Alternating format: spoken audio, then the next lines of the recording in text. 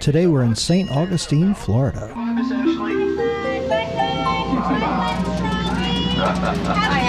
Taking Orange Street over to the city gates and stop number 4. This is one of 3 stops we have crossing St. George Street from north to south. Here, stop number 4, easy access to the old Schoolhouse. St. Photius shrine established by the Menorcans in the 18th century with over 22 first-class relics from the first saints of the church on display. And the Spanish Quarter. Now, we have a couple extra moments here. Let me share with you an important anecdote about the Huguenot cemetery we passed coming into town. They did some excavation work here many years ago and came up with something they could not easily explain.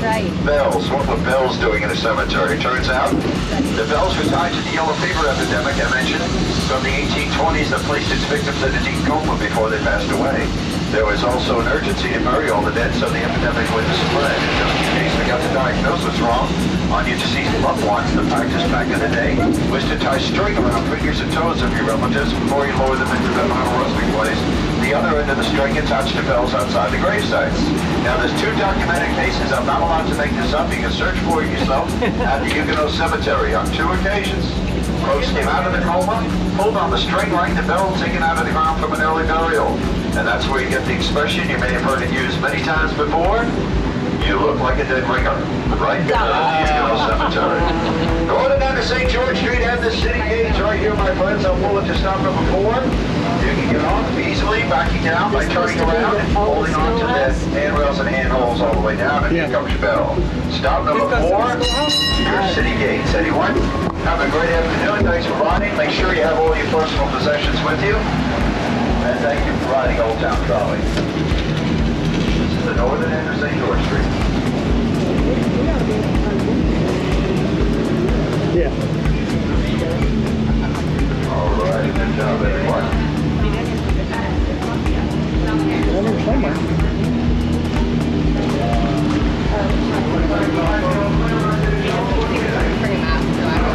Next one.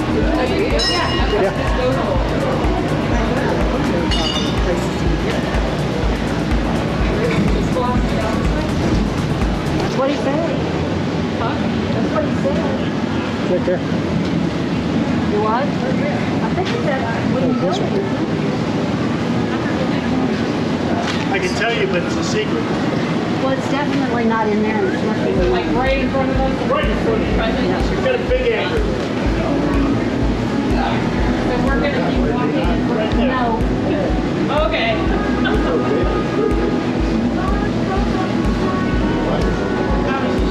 Here it is.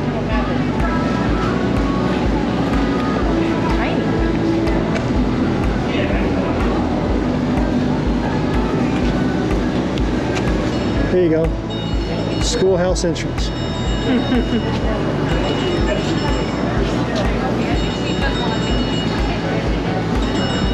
The oldest wooden schoolhouse.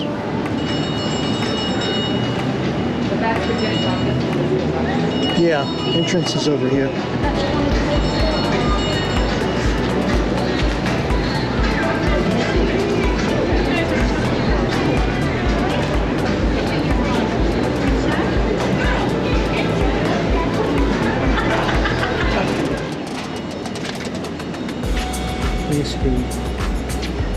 Uneven floors. Cypress clapboard.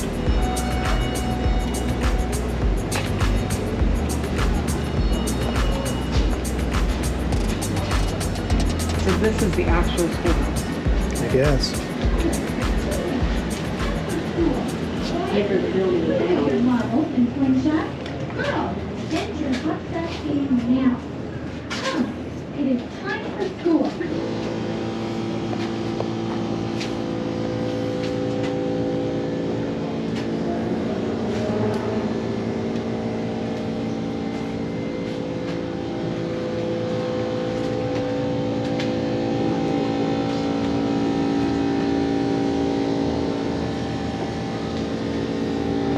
Do you go upstairs? No, it says upstairs is closed. Living quarters. Unruly students.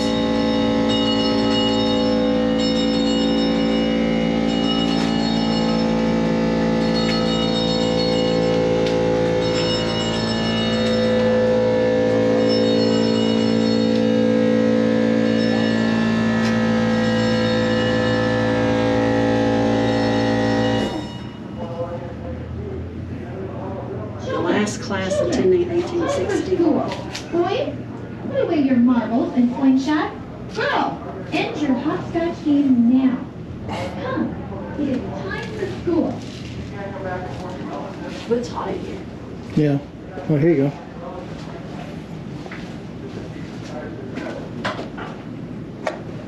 Well, well, good to see you. Welcome to the old school and to the mid-1800s. I say that because this is how the nation's oldest wooden schoolhouse looked at that time, and our clothing is of that period. We was dressed this way in 1931 by graduates of the class of 1864 during the class reunion. That's right, Johnny. They also decorated this little school the way they remembered it when they were here. As a matter of fact, on the back wall, there are some photographs of the class taken at that reunion and the class roll.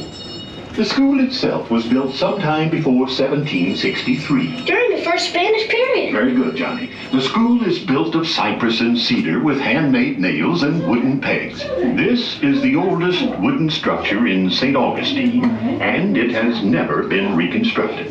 The first pupils learned an organ. They came here to learn English. Now we learn arithmetic and other stuff as well as reading and writing. Some boys and girls learn their arithmetic, Johnny. Johnny did not do his homework. He hasn't learned his 6 times multiplication table, and that's why he's wearing the dunce cap. But Professor, I had to chop wood last night to bring to school. I see. It costs 12.5 cents a day for us to get our learning. If our parents don't have money, we bring wood for the fire or food for the professor and his family. And what do we call that kind of arrangement, Johnny? Barter system? That's correct. Well, you do know your economics. However, you'll wear that dunce cap until you learn your 6 times table. Boy, if this school taught fishing, I'd make an A easy. Young man, this is no laughing matter. Hold your tongue or you know where you'll go. Yes, sir. Sorry, sir. Sometimes the children are unruly in class. Then they must spend time under the stairway there until they decide to behave. We call it the dungeon. The stairs themselves are too old and narrow to allow visitors to go up safely, but there is a mirror so you can see how my wife and I live. While I strive to educate the children, my wife keeps busy with her duties upstairs in our living quarters or in the kitchen outside. She also takes care of the garden, which we hope you will visit.